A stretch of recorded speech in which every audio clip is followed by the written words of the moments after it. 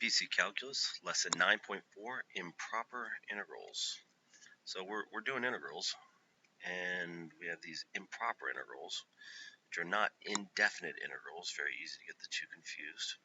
And we'll look at e to the negative x2, and we want to say, oh, what is it from 0 to 2? And you would say, oh, that's easy. It's the area. We've got that one. Well, what if I said, what's the area from 0 to infinity? So I want to know from here forever. Is it possible? Well, of course. We have some really slick techniques for doing this. We just rewrite it as limit of b to infinity, and then 0 to b, and then we use some of the tools we now have to find a limit as it goes to infinity. Here are some cases: continuous a to infinity, continuous negative infinity to b, continuous from negative infinity to infinity. If you feel the need, you can go back and look at those, but the third one's a little tricky. You have to break it into c, and a typical number picked is 0. But can we always find the limit of an improper integral? And the answer, of course, is no. Sometimes those don't all add up. When we can, it converges to a number.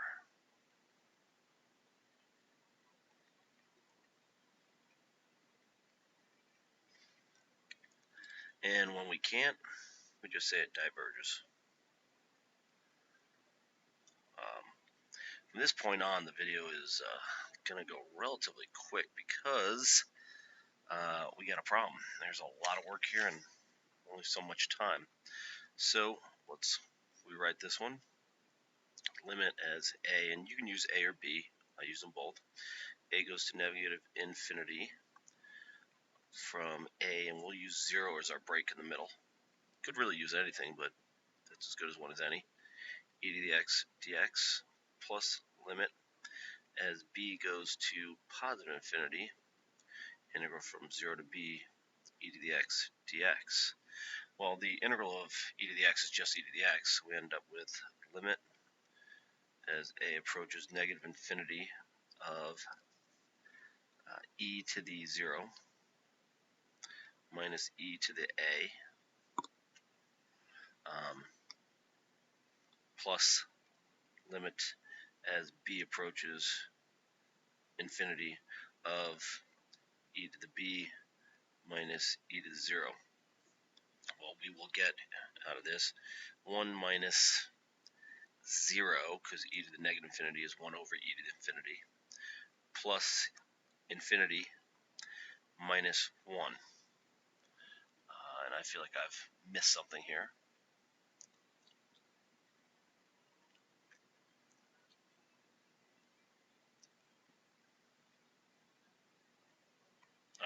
No, not really. So it's just basically infinity, which is diverges. Alright, so you got to do all the work and see what's going on. Let's check out natural log of x, which, well, 1 over x, the integral is natural log of x. I'm betting it's going to diverge. If you think about this, they're asking, what's the area from here all the way out? So we do limit as a goes to infinity of 1 to a dx over x. Limit as a goes to infinity of natural log of x 1 to a equals natural log of infinity minus natural log of 1 equals infinity minus 1. Infinity, it diverges, which is weird because you look at this and say, well, some of them converge, some of them diverge. They don't really look that different than this one here, but that's why we do the calculus. This one, before I do any work, I'm going to break this up.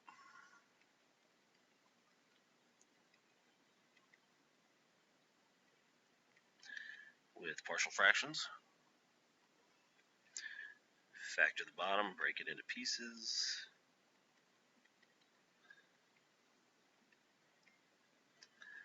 And then we just basically say the tops have to be equal once we find a common denominator. Ax plus 1 plus bx plus 3 has to equal 2. X equals negative 1. A equals 1. X equals negative 3. B equals negative 1. So now we write it out. Limit as x approaches, I'll make b just for the fun of it this time, from 0 to b of 1 over x plus 3. Something's wrong.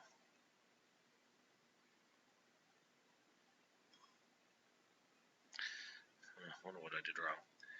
Negative 1. I just labeled them wrong. What a dummy. Fix that in a second. Very upsetting. X equals negative 3. A equals negative 1. X equals negative 1. B equals 1. So we got negative 1 plus 1 over x plus 1 dx. I'm going to flip these two around for the purposes of writing it. Yeah, I'll write it all out. I'm always concerned about time and space, but I should have enough time. Negative natural log of x plus 3 plus natural log of x plus 1 from 0 to b as b goes to infinity. Goodness gracious. Oof. I gotta go check my other mistakes. X goes to b goes to infinity. And I'm actually glad I made that mistake, even though I did not do it on purpose. It's really hard to keep all the details straight. There's a lot going on here. All right, good, I got it right there. And it becomes easy. Let's rewrite this. That gives me, I still need my limit for another step at least. Natural log of x plus 1 over x plus 3, property of logarithms, 0 to b. Let's look at going to infinity. Well, we get infinity over infinity. So we can do L'Hopital's rule. If you know that x over x is 1, you can do that. But you end up with 1 over 1. So as you put this through, you get natural log of 1 minus natural log of, it's all going to be positive, so I'll get rid of that, 1 over 3, which is 0 plus natural log of 1/3 to the negative first, which is natural log of 3. That's a lot of work going on there. It's a lot of work going on there. So this is why I said this video is going to go pretty quick, so be prepared. What do we do with this? This is an integration by parts. U equals x, dv equals e to the negative x dx, du equals dx, v equals negative e to the negative x. We end up with negative x e to the negative x minus integral of negative e to the negative x dx. Goodbye, goodbye. Integral of that is just negative. So if we'd written this out with the whole limit thing, and I will skip the integral part, go back to the letter a. As a approaches infinity, here's my integral. Negative x e to the negative x minus, because of that piece right there, e to the negative x dx. No dx. Already took the integral. 1 to a. I'm going to factor this sucker, make my life as easy as possible. Limit as a approaches infinity. Let's pull out a negative e to the negative x. Negative e to the negative x, leaving me with x plus 1. 1 to a. Now for the a portion, we would get x plus 1 negative over e to the, what's I put on the bottom, e to the x. Put infinity and I get, negative infinity over infinity. L'Hopital's rule, I would get negative 1. Something's bothering me here that I'm doing wrong. No, I guess not. Negative 1 over infinity. I take the derivative top and bottom. I get negative 1 over e to the x, which is negative 1 over infinity, which is just 0. So this becomes 0 minus, plug in 1, and I get 1 plus 1 is 2. Put the negative out front. Negative 2 over e to the 1. I get 2 over e. A lot of math going on there, so hopefully you're able to follow it. Going to keep flying along here. Evaluate. Limit as a approaches negative infinity. Dx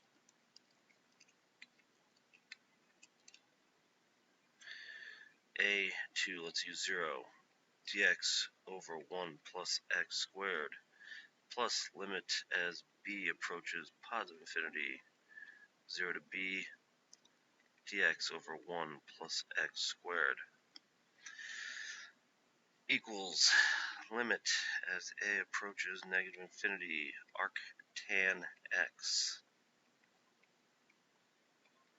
plus limit as b approaches positive infinity, arc tan x. So this is arctangent of 0, which is 0, minus arctangent of negative infinity is negative pi over 2, plus arctangent of positive infinity is pi over 2, minus 0. Smoosh it all together, we get pi. To which I always say, wow, that's a lot. That's a lot. And we're roughly halfway done. So what's a vertical asymptote? If you graph this and you put in 0, you've got a vertical asymptote. So just treat it the same way. Limit as a approaches 0. A to 1. And I like to rewrite my problems as quick as I can. Limit as a approaches 0. Add 1, divide by it. 2 x to the 1 half. A to 1. Well, that's just 2 minus, I put in 0, it doesn't matter. 0 equals 2. So watch out where your asymptotes are, because you'll have to make one of them one of your limits.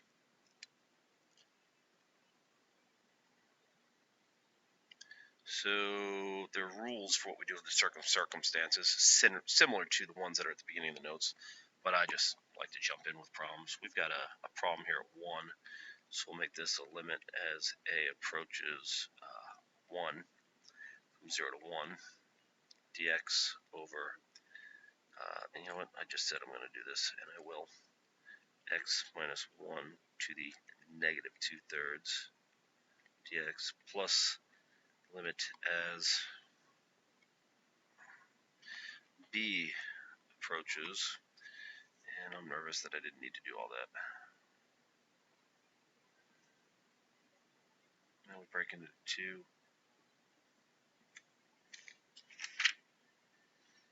Yeah, I could have left it with one variable. I'll just change it just for the fun of it. X minus 1 to the negative 2/3. Where the heck did my integral go? From 1 to 3. X minus 1 to the negative 2/3 dx. Left side first. Add 1. We get 1/3. Divide by that, we get 3. So end up with, excuse me, limit as a approaches 1 of 3 x minus 1 to the 1/3 from, goodness gracious, that's terrible.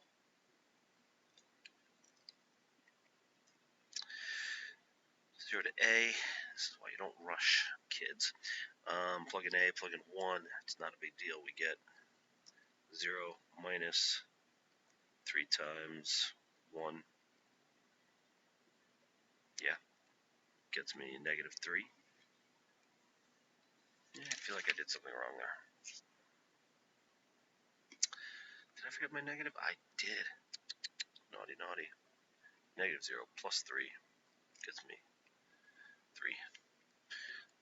Young lady told me once I always catch my mistakes. I don't know about always, but I certainly make enough of them. Let's do the right side. Limit as b approaches 1 of -3x. There's really no reason for that x parentheses. X minus 1 to the 1/3 from b to 3. Did not look like a b to me. We get, put in 3 minus 1, 2. Well, that stinks. 3rd root of 2.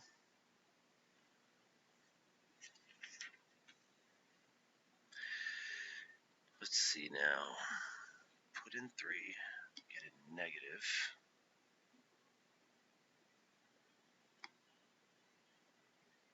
To my negative out front. Shouldn't I have to worry about that?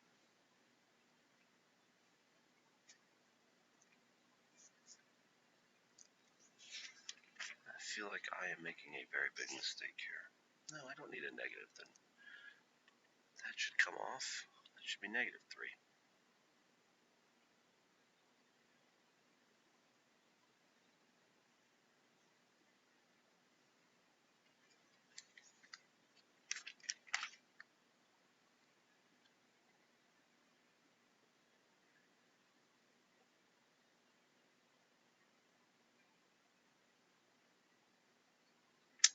Yeah, I guess I have to go back and look at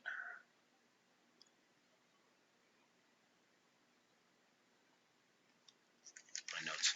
So I'm going to stop that one there and just not worry about it. Just in the interest of time. I'll fix that one later. This one, same idea. But I'll come back to it another time. Okay, had to take a second there to find my mistake, and I did. This over here, when I put in 0 in, is a negative number, so this is -1, and it's minus that, so we get +3.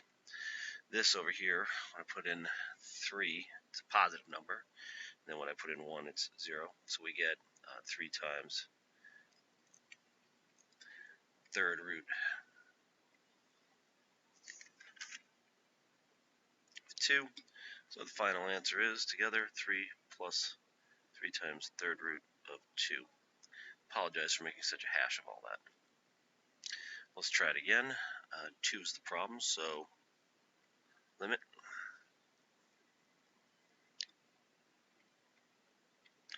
as, we'll use c just for the fun of it. C approaches 2 from the negative side, and this is something I didn't bother putting in before because I think it's kind of useless.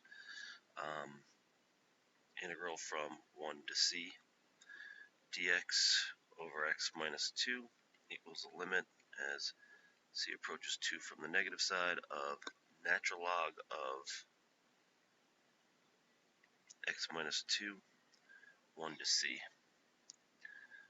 We end up with equals natural log of 0 minus natural log of, should be absolute value,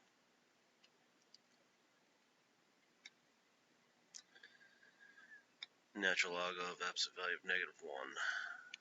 I'll leave that as curve, which is negative infinity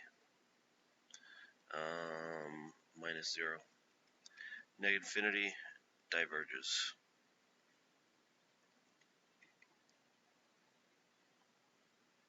So Got a little bit more to do here. Talk about convergence and divergence. And this is a transitive thing. We can't do this one because it you can't do the integration.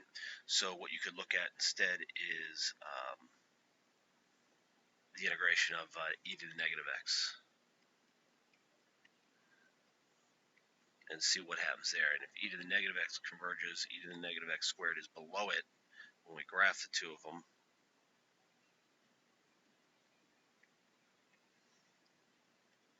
Then we can say that e to the negative x squared converges. How much we would need a calculator, but at least we know that it converges. Here's an application problem.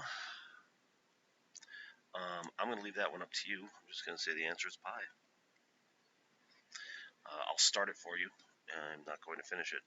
The length is the integral from 0 to 2 of the square root of 1 plus dy dx squared. Pull my pi out of here, just put it down here. And remember to write this as y equals square root of 4 minus x squared.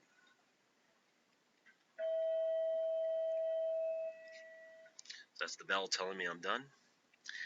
Lots and lots of material here. So good luck, and as always, happy mathing.